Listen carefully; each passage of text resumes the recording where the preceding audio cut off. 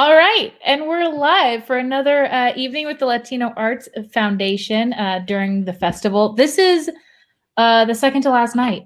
You're one of our last guests here, Monica. Everyone, this is Monica Espinosa.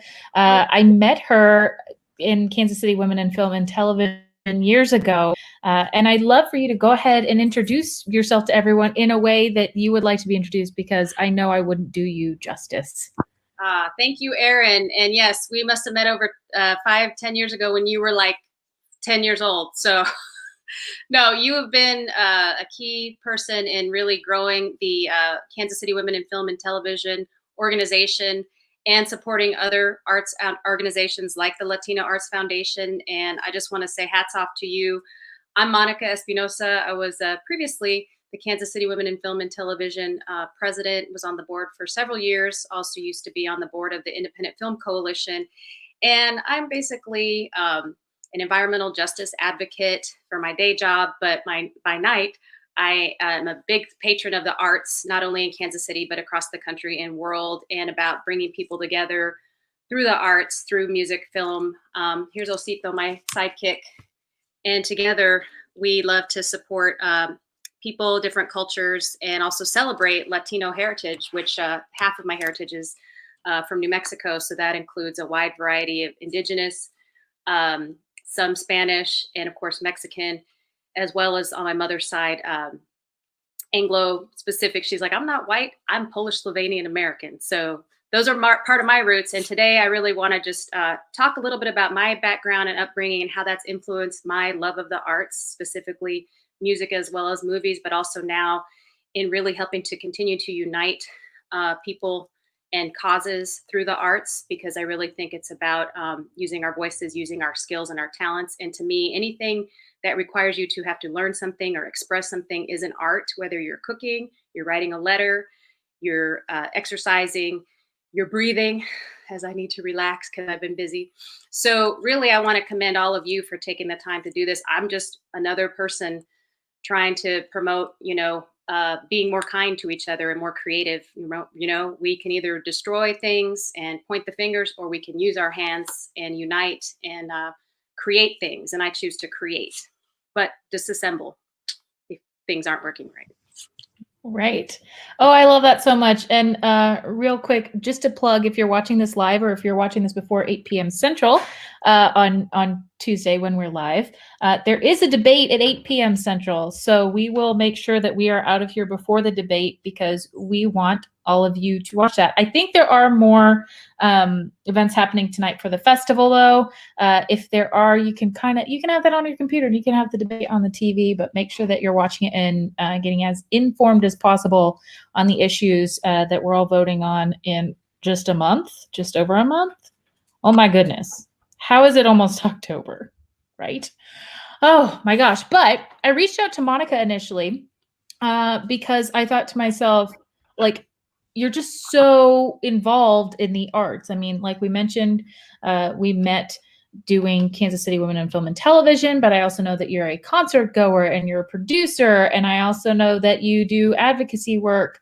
And I, like you said, I think it's all an art form if we choose to let it be so, So how did you get one big long question? How did you get to where you are today? Like, especially when it comes to the things that you love, which are many. Like, where did that start?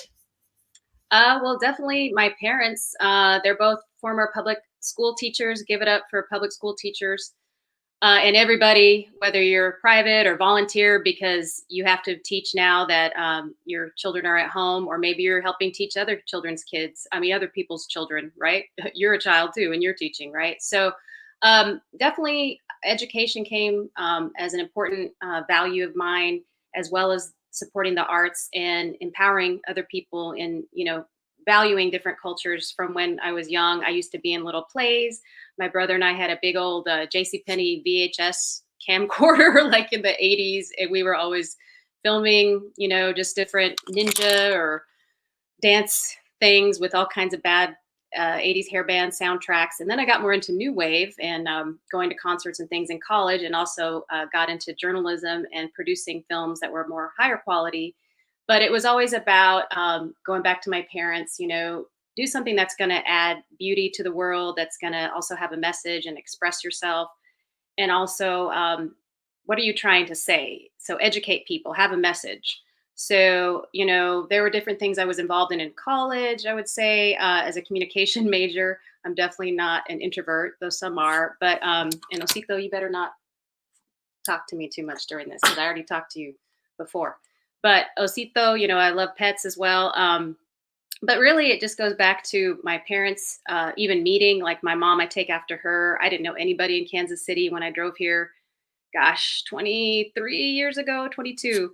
And I was, that's half my age, basically. Didn't know anybody, got all kinds of Kansas Dorothy jokes, a cow town. And, here I am over 20 years later, and I love Kansas City. And most of that is because of the different cultures, the arts, the different advocacy things like Kansas City Women in Film, as well as supporting environmental justice communities during my day job. So it all has kind of come together. I've lived in LA, where, it's a bunch of have-nots with a few haves trying to get into Hollywood, if you will. And then now with the changes in, technology and the internet, now there's people all over the place making movies and acting and writing and directing and producing, and many more people of color and different voices that you normally wouldn't hear in mainstream Hollywood. Let's face it, they usually go for the safe sequels or remakes. And so but my parents really taught me about stepping out, giving something a chance, which just like my mom leaving where she grew up in northern Minnesota and driving to Albuquerque because her best friend was an art and theater major at UNM under Mark Medoff. And she actually was supposed to be on a Broadway play, but she got stage fright and backed out at the last minute. But she always taught me, follow your dream, my Aunt Joanne. So kind of my parents' upbringing, and just take a chance, but also do something not only for yourself, but that's going to benefit others, and do it in a creative way. Oh my gosh. Yes, I love that so much. So you said you went to school for communication studies. What led you to that? Yes, New Mexico State, go Aggies, Osito, be quiet. I always knew it would be something like Barbara Walters, or like now Soledad O'Brien. I got to work with her a few years ago on a Latino in America tour that she was doing, kind of like a TED Talk, a Teodoro Talk. But it was just always about, what can I learn from other people? How can I connect with others and also learn from them and share it? So whether it's documentaries or broadcast journalism or writing headlines in a student newspaper or interviewing people, bands at concerts, like anything box. Osito, be quiet. It just came naturally to me, although today I'm probably not reflecting that very well. But communication. I always wanted to do something, whether in front or behind the camera, make movies, documentaries though. And really, I just like interviewing people and learning, and also getting to go behind the scenes and learn what's really up with things, not just what you see on the screen, but behind the scenes. So you learn a lot of that when you're in theater as well as film and journalism. So that's why I was a communication studies major and a journalism minor. Plus interpersonal communication helps, and intercultural, international communication, all the different kinds of communication, small group communication, like it all comes in handy. And even more now with all the technology and social media, who knows what the studies are going to be in the next 10 to 20 years about right now, what's happening. Right. And I love that you majored in communication studies. That's something I just learned about you. I also did the same. And it was one of those things where people said to me, oh, that's what the athletes do because it's easy, or that's what people who don't know what they're going to do go into. And for me, that was like the opposite. I was like, oh, I know what I want to do. And I know that a big part of anything that I do plan on doing is it involves people. Like everything I do involves people. And there were just so many like really cool classes and, you know, subjects that can go underneath communication studies. And I feel like it worked really, really well. And I know that a lot of this Latino Arts Festival is youth artists. So if any of our youth artists are watching, do consider communication studies. I think it's great for any discipline that you may be wanting to go into, unless you're not wanting to spend extra time in school if you're going to be a nurse or something like that, because that would probably turn it into extra time. Right. So you said that your day job is in environmental, what would you call it? Well, I manage grant projects with nonprofits. And by the way, I think I have to say, all of my opinions reflect solely me and not where I work. So if this is being recorded. That's why I wasn't sure if you wanted to get too much into where you work. No, I'm proud and what you do. I work for you all. I work for our air, water, and land, and the animals that inhabit it, not just humans, but every creature basically that breathes air, drinks the water, and lives on the land or in the water or above the land, right? So I work for the EPA. That's what brought me here. And I was just going to say, going back to college, though, the reason I also really wanted to get more involved in environmental activism was actually in college. When I was 18 and we could go to Juarez, Mexico, or J-Town in the early 90s, you know, lickety split, just put a quarter, slip it under a guy or a woman, the hand grabbed it, and you just went across the border. You didn't need a, passport. You just learned, where to go or not go, and don't say you're from Ireland or another country when you're coming back.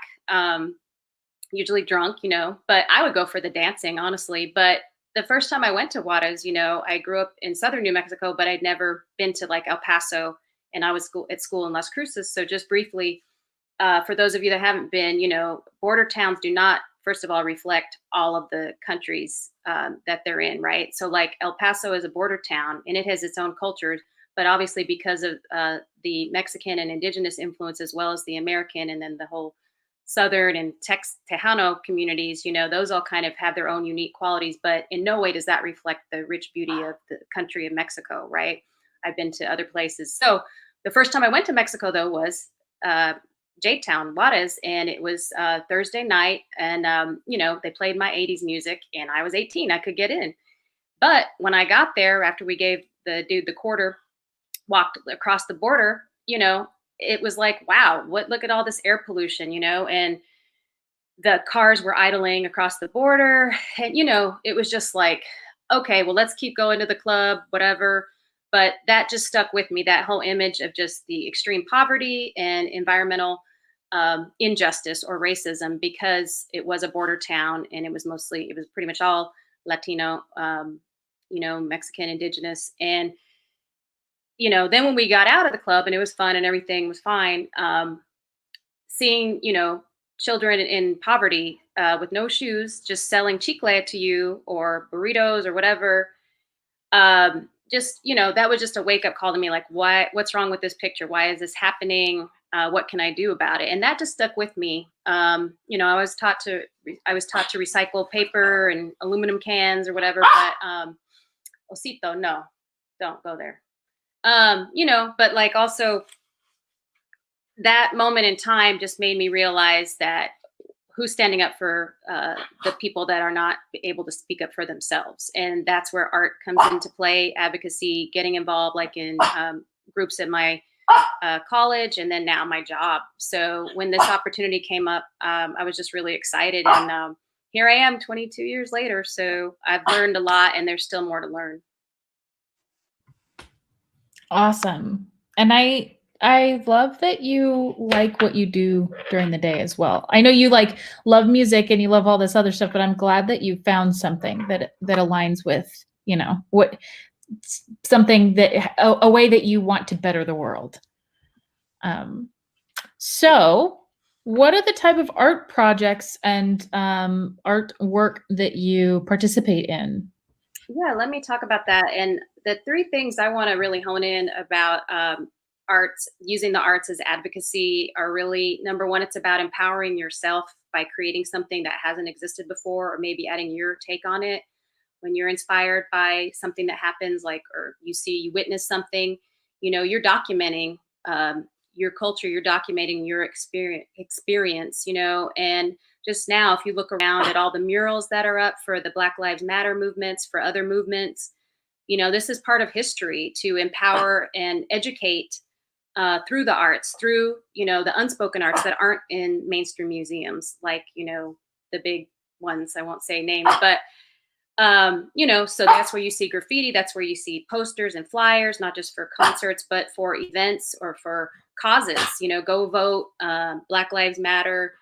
Back in the '60s, obviously there was a lot with the United Farm Workers Unions and making sure that migrant farm workers, which still are facing disproportionate impacts to their health because of all the pesticides and because of COVID and low unfair wages. Still today, we still have a lot of work to do, but you can look at the history of the arts movements and even like Shepard Fairey, who's really popular with the iconic image he created of the blue, white, and red Obama. And, all the different things, it's all tied to empowering people as well as yourself. And then besides empowerment, like I said, it's second, it's education. And then third is the last, but it also entertains, but it's creative. It's not boring. It's not a 30-page, a black and white book of small text. Like, it's bright, it's bold, it's expressive, and it's your artwork. And that's what I'm here to help just promote. And like I myself, even if you're not like able to develop all your skills in like one day or 1 week or 1 year, I'm one of those that's more kind of a Jill of all trades and queen of none. But, I've tried acting before because I liked it like in plays when I was younger. Then I got like into producing and writing and directing some short films. I worked on a couple of feature films in college as well as in Los Angeles when I lived out there, and TV shows. And you realize soon that you need other people and you need other people with other skills. Maybe you can do it all, but it still takes a lot of time, especially documentaries, right? To go through all that footage. So I dabbled in some of those things. We did one, in fact, about maquiladoras in Tijuana when I lived in LA that we submitted to like a contest, and really just to raise awareness about the number of Latinos at the border working in these big factories that all came after was signed. And that's when it really got really unsafe at the border, right? Because I was there a year or two before and it was fine. But then all of a sudden you saw starting to see these mass femicides of young women at the borders working at these maquiladoras. And, it all starts tying together, right? So it's like, okay, I'm buying this product, this Sony Walkman or this Nextel phone. Well, who's making it? And I'm paying $250. This is, 1994 or something. Well, they're making it for less than $1, and the factory conditions are horrible. And all this I learned when I worked at a place called NALIP, the National Association of Latino Independent Producers, nalip.org. And I learned a lot there when I was in LA and met all kinds of cool people from Puerto Rico to New York and Seattle and Texas, San Antonio. And I know I'm kind of jumping around, but I'm just saying wherever I've gone, wherever I've worked, whether it's here in Kansas City or Los Angeles or DC, I always knew that I wanted to connect and work with people doing like arts festivals. So I volunteered a lot at film festivals, the LA Film Fest. There was a big one I can't remember now, in Maryland, but that I had helped volunteer at. Like it was all documentary, Silver Springs. And, now here in Kansas City with the Kansas City Film Fest, and there's other small ones too. And it was just always about, again, what am I doing to raise awareness about issues that I've experienced, or even if I don't experience them, for those that don't have the voice, like the little kid at the border selling chicle, and then these women in the shanties in the maquiladora factories right down the highway from San Diego or from El Paso, and then all these mass disappearances. And, that's where you got the vagina monologues actually out of that. Eve Ensler did a lot of that, advocating for better protections for women with sex trafficking and other atrocities that happen every day for women of color, especially now. There's been a lot too, in the Canadian border. It's not just the Mexican American, it's the Canadian too. So I'm definitely here about advocating for social justice and human rights and equality. And that means not only for the environment,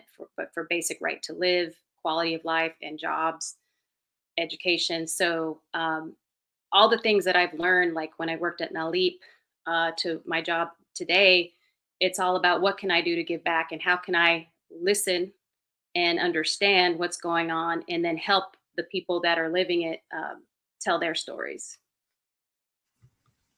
Yeah, I love that so much. And the I especially love how you have found that you can be an advocate for all of these things because there are intersections between them all. I know, I've heard over the years in different spaces, whether it's nonprofit or entrepreneur or school, even where they're like, you need to focus on 1 to 3 things tops. And I am not someone who likes to focus like that. I like having different things going on, but especially when it comes to supporting other people and movements, I see where everything connects. And so when you're talking about the environment and you're talking about workers' rights and everything, it all connects. Anything that is, I feel like anytime you see an injustice, it connects with basically all the other injustices. Unfortunately, I'm not trying to laugh there, but it's just like, yeah, it's a tangled web. Um, and I love that you find that in art as well, and that you see activism and other things like advocacy as art.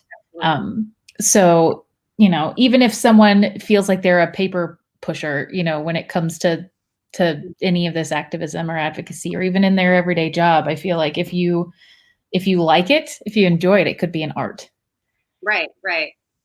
And what are you doing every day? Like you said, maybe your day job is some database something or whatever, nothing sexy or whatever. But then again, in your spare time, when you have time, you're on webcasts like this, you're doing virtual fundraisers, or even just your friend that's a local musician or actor or poet, any creative person that that's their day job and that they're struggling, you can be an advocate for them and help buy their record or their CD or digital downloads of their poetry books or whatever. You can do that online, or you can say, hey, can you make a commissioned art piece for me? Like my friend Chico Sierra the other day made me pillows in the shapes of a jackrabbit and a roadrunner for 2 of my like little nieces that um, I write letters to and talk with that are like 4 years young, and they're both handfuls for their moms. So I try and, give them a little bit of a distraction, but also connect it to culture and the environment or animals. And Chico,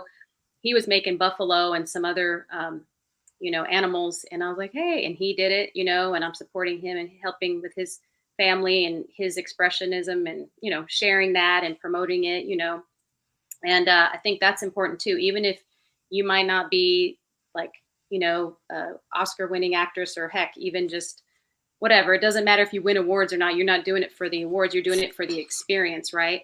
Rosito said, yeah, you're doing it because you love it. It's like the journey, not the destination. It's cliche, but it's true. And like, I know Chris Bilsma, who's a, actor from the region we're in. I think he's from Topeka, but if he's out there, and he's been in Albuquerque too, and he was on like Better Call Saul, or what was the sequel to Breaking Bad? I'm sorry, The movie, and I can't remember. I think with Aaron Paul, and Yes. Chris talked about how something that influenced him was by Bryan Cranston, who said he didn't start getting jobs until because he was stressing himself trying to audition and be perfect and really wanting the job as the whatever actor. So until he finally let go of any expected outcome and just did the audition for the audition's sake, then he started to get auditions because he wasn't doing it for the role. He was happy with himself and his performance right in the moment. And I think to me that says a lot about a good artist is you're willing to keep building your craft. But on the other hand, those of you like me that are more scanners than divers, ADHD, I don't know. But no, really, like I have found my peace with maybe I'm not going to be, people tell me I look like Hillary Swank or whatever, but I'm not going to be an Oscar winner maybe, but I can still support my local musicians or artists venues or like the Record Bar or, local artists and musicians, especially in Latino and Indigenous communities, African American, and it still matters. I'm still a part of their music or their movement. So it still matters. Every little bit helps. Right. And I was talking with Tamara Falikov about this. not local support, though you have named a lot of awesome ways to support people you know and support locally, but also when it comes to films and music and putting your money towards things that are not all Right. white, Right. created by white people. Right. Because that is because that will change the industry. Is it like it changes the trajectory if people are spending money where they want to see Right. more Latinos on the screen, if they want to see more Black people behind the camera. It's where you put your money counts. Or time or energy, just even if you Yes. like something or share. That's why I'm still on Facebook. I mean, I know it's got its hangups, but I'm trying to add my creative, positive voice, or just share and reflect what other people are doing. Honestly, really, it's like, hey, look who's doing this, or this was awesome. I'm a convener. I'm a promoter. I took all those personality tests, and that's what I've realized I am. I help promote and convect. I can't even talk. Convene and connect people. I facilitate a lot of meetings. I definitely have a lot to learn. I'm learning to listen more and talk less, but really, it's about getting people, it's easy to just be on your phone or just, oh, nobody cares what I say. But it's like, no, I care. What do you have to say? It used to bug one of my ex-boyfriends, but I had to say this, like, I love to talk with strangers. Like, I'm weird like that. And so I like to learn something from someone. I'm the person on the airplane you probably fear if you don't want to have a conversation. Like, hey, tell me. But usually, I know boundaries, but no, seriously, like, and I think part of my Latino culture though, too, it's like you don't brag, you don't, you're not really, oh, look at me, I'm all this. But I've learned that we have to help not brag, but just raise up those that maybe sell themselves short, which I do have some friends that they're amazing writers or just speakers, whatever, performers, you know, and they just, oh, it's okay. No one cares. I'm like, I care, go out there and try it. And I think the biggest challenge is where do you focus your efforts? And to me, it starts with what are you passionate about? And then what can you do that helps bring joy into your life? Not just Marie Kondo in your shirts, but going through your closet, but literally like what brings you joy every day. And for me, it's having conversations and connecting with people, especially people maybe I don't really know, like some friends on Facebook, or just I've met a lot of friends through music that I've never actually met, but they'll message me sometimes, how's it going? I'm in London. I'm in, Canada, wherever, Peru. And I really appreciate that about, that's really crucial during these times too. And then also, again, promoting different kinds of music. I realize I'm focused a lot on new wave, British indie, but new wave from the 80s. But I love a good Gabby Moreno. I met her a few years ago, and she's from gosh, I can't think of the country, but she's out of LA, and she's an amazing singer, songwriter, guitar player. And she was on like David Bowie, not the one in Kansas City, which is also awesome, but another David Bowie like world tour, singing like, all these David Bowie songs with like some of his original band members, and I still support her music when I can, or say hi. Guatemala, that's where she's from originally. But, like, give it up. I love anybody that can write their own music or sing it or play instruments or be creative or rap or DJ or just create something and tell us a story, right? So I'm definitely open. And, all the writers out there too, there's a big Latino writers collective, Angela Cervantes is on there, and Jose Faust, Chico. There's some other folks. Jessica Ayala is really big into advocacy and poetry. Whenever I see some kind of a peaceful protest, which I say peaceful, she's usually the one helping to organize it. And she's from Colombia and, not Missouri, the country. And, there's so many awesome artists. I really wish I could be more like them. Amado Espinosa, I act like he's my cousin because we have the same last name. But he's like making instruments. He can play over he's like Prince. He can create like instruments and learn them and play them and do songs. And there's just so many cool things going on in the world. I think sometimes we need the arts too to help us de-stress and unwind from all the just negativity. So I think that's the other beauty of the arts is even if you're not creating it, you can support it and connect through it. Like that's what I love about live music. That's what I love about the theater. or a poetry jam is somebody expressing something and you connect with it. That's what it is. That's what it's about. Oh, I love that so much. Well, and you're talking about connection, and so much of the art, at least traditionally, as I've experienced it, has been in person.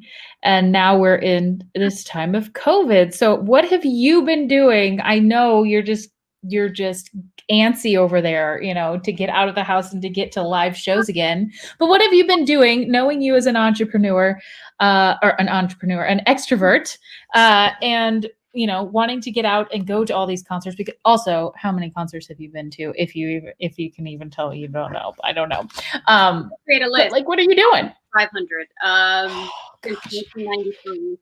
I would say yes, a lot of Zoom chats or instant message chats with friends and family. Just like I said, checking in randomly with people from Instagram that I had never even met, but through music. There's a lady in France now that I'm talking to because we love OMD. But back to like my Latino culture and family too. We just had a Zoom chat for one of my tias that just turned 85, and I saw cousins I haven't seen in years. And it's funny, we all change in different ways, but yet we still look the same. And I got my aunt cracking up, telling her, just an old story about her, like at a camping trip. But keeping those traditions, like even though I haven't been able to camp with my cousins or my aunts and uncles because some of them have passed, just taking time to be out in nature. I think that's a big thing right now. We're lucky the weather is not so smoky like out west, and just my prayers and I'm trying to do rain dances every day for people that need it out west. And then, of course, the people that are experiencing the aftermath of floods on the east and the south. It's just here we are in the middle. So I'm just trying to be grateful every day and go outside with Osito or my roommate. She's teaching me how to do better with air fryers and stuff. And then again, there's so many, Zoom webinars and seminars, and Artist Inc. had one. And I heard Jose talking about how he makes a living, and some other local artists, Jose Faust. And then, just trying to organize my house and get artwork framed. And, this one's from my favorite priest when I was growing up. He goes, "I'm an artist first, then a priest." Father Marcos Reyna, give it up. Found one of his old art festival posters. So I framed that, and supported a local framer, a local business doing that. And just been trying to do more yoga and exercise, play a little tennis there, and just be, and not be attached, not unplug from the matrix totally. Right. I love that you said Matrix, because I know you're a Keanu Reeves fan, and now everyone else knows it too. Every time I see something with him in it, I think of you. Like, one of these days, we will get him here. Thank you. If anyone knows Keanu, you let us know. My other question would be, like, one of my last questions. Actually, I have another one that I need to remember. Yeah. But when it comes to community, because you like to connect people with art and movements and other things. I am very similar in that.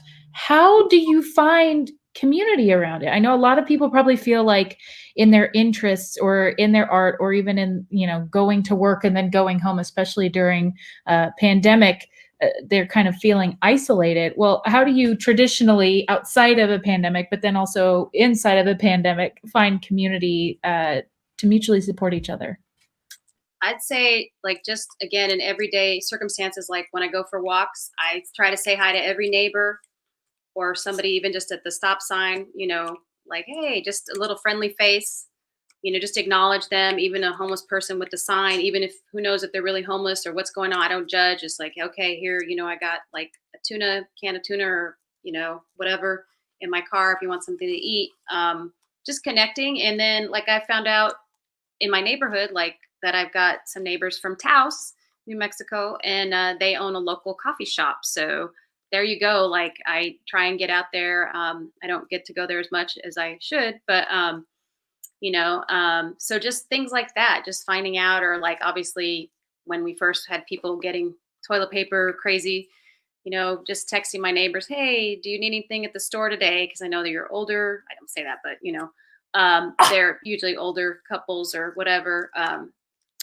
and I'll just say, hey, you need something. So it's just little things like that. It's how I was raised. And then of course, texting my parents, who don't live here, but what do you all need? And then maybe do a random DoorDash at my aunt and uncle's house, or, you know, just that way I connect. And I have groups of people, networks of friends, and then best friends from college and from high school that I still talk to. Old friends randomly will write me sometimes, and just again, how are you? And the best is like old fashioned letters. I love when I have friends that send me birthday cards still. I'm one of those words of affirmation people, but the best thing is just somebody just acknowledging you and saying, hey, thank you during that time when I was going through whatever. Thank you for being there. You never know what your impact's going to be. But I think also I've realized that, I'm lucky that I've gotten to go to concerts or gotten to work on different projects. And I don't regret any of that. And I'm really having to live vicariously through some of those memories to get through sometimes tough times. But I really can't complain because I've got a job, my health, good friends and family, and a home, so it's never the grass isn't always greener kind of thing, but it's what you make it. Like I can't control things outside of my sphere of influence, how they say. But again, another reason I love the arts, because it doesn't matter what you look like, how much you make, where you live. You got a camera, you got a phone, you can draw, you can think, you can write, you can get it out there, and you're going to find people to connect with. And organizations like, the Latino Arts Foundation, again, I mentioned nalip.org, and they have scholarships that they do. I used to help them when they'd get them from HBO or CBS or, Showtime. And it's all about, they want more, they're craving diverse content, right? And then there's groups like the filmindependent.org that has a whole diversity initiative, and I was part of that for a while. And then NALAC, National Association of Latino Arts and Culture. PBS has great point of view shorts that you can do and get on there. I have a friend that just had a documentary about the first Rainbow Coalition, Ray Sante Sebastian, sorry, I butchered your name, out of San Antonio. And that was about, like Black Panthers, like the original ones, but also, Wakanda Forever, Chadwick Forever, and, there's just so many things out there. I think it's just start local and then see where your networks are based on your passion and your interests. Like if it is Latino arts and culture, then look at NALIP, look at NALAC, look at ITBS. They support documentaries, point of view, and then get involved with your local Women in Film, your Latino Arts Foundation, your Latino Writers Collective. Ask local businesses, hey, can I do an art exhibit to help promote, art while you're socially distancing, or I'm a musician, can I play? Can I do spoken word? Get creative, and you'll be surprised. Sometimes there are scholarships through like, what is it? Kansas City Art, not the Institute, but what is it? There's Artist Inc. and then the Midwest Arts Association. I'm totally butchering that. But yeah, just do a Google search, right? Or I use DuckDuckGo because that's what Edward James almost told me to use when he spoke at UMKC. DuckDuckGo doesn't track you like Google. Just express yourself every day. Take courage knowing that you're not the only one that feels how you feel. It's okay to be angry and frustrated right now, and and elated and happy and sad at the same time. And no one can take away how you define yourself and how you express yourself except yourself. So don't take it away. Give, to the world, and you're going to give to yourself. So it's really just about following your passion and connecting with others. And then, like I said, empower yourself, educate others, or you get educated. And then, you might, as a byproduct, entertain people too. But really, you're making it more about just your cause or your movement. You're connecting with a greater movement, and social justice, equal rights, and sometimes just fun, just dancing, just singing, like our ancestors around the fire, just like, hey, like Osito. Like, hey, so. Great. You covered my last question anyway, so that's great, because I was going to ask if you had any advice.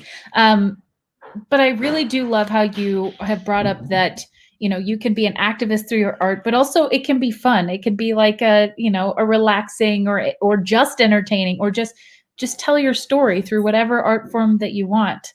And it doesn't have to be traditional paint and sculpting to be art. I love all of that. Keep on producing, keep on doing all your work. I would love to work on a film project with you soon.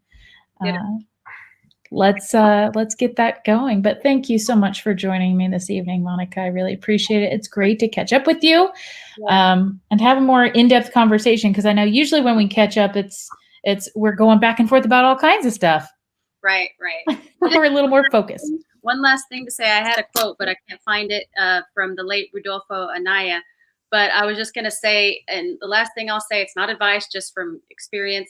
If something good comes your path, or something that just tickles your heart, in a good consensual tickle, if something just, touches your heart that you want to get more involved in, it comes your way, don't question your worthiness. Do it. It's yours. Because there's been times I said, oh, no, it's not for me, or, oh, I don't want to embarrass myself. You'll never get those opportunities again unless you try. So if you got to make an ass of yourself, that's okay. If you got to be crazy or whatever, do it. I mean, within reason, but like, if it comes your way, an opportunity, don't question your value. You're worthy. Do it and kick ass. I love it. Thank you. Thank you, Monica. Thank you, everyone who's watching live and everyone who's watching the recording. And go vote. Yeah. Go vote. Go vote and live long and prosper. We'll talk to you later, Monica. Thanks, everybody. Take care. Bye. Thank you.